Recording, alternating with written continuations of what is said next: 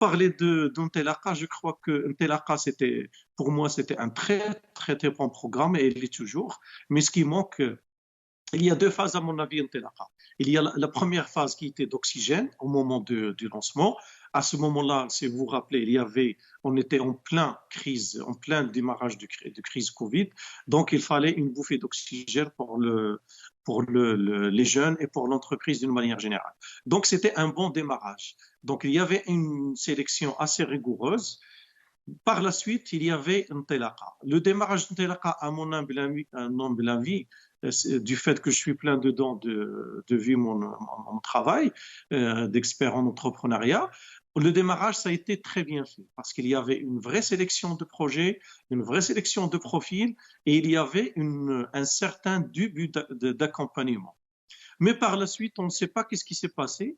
Les banques se sont ruées vers la quantité. Et donc, on était allé vers l'objectif, c'est devenu des chiffres soviétiques. Combien de prêts? Il y avait cette compétition entre les banques.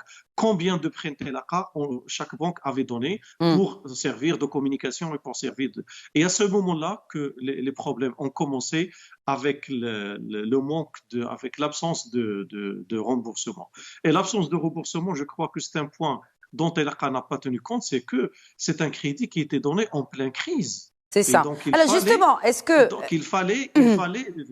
si vous permettez, Allez-y, je vous en il prie, fallait, Seri. il fallait donner un vrai délai,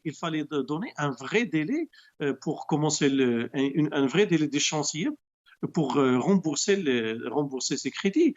Une fois le délai terminé, les banques, ils ont enlevé la casquette sociale et sociétale, ils ont commencé à demander leur argent. Quelque part, ils ont raison, mais c'est le projet qui n'a pas été trop bien conçu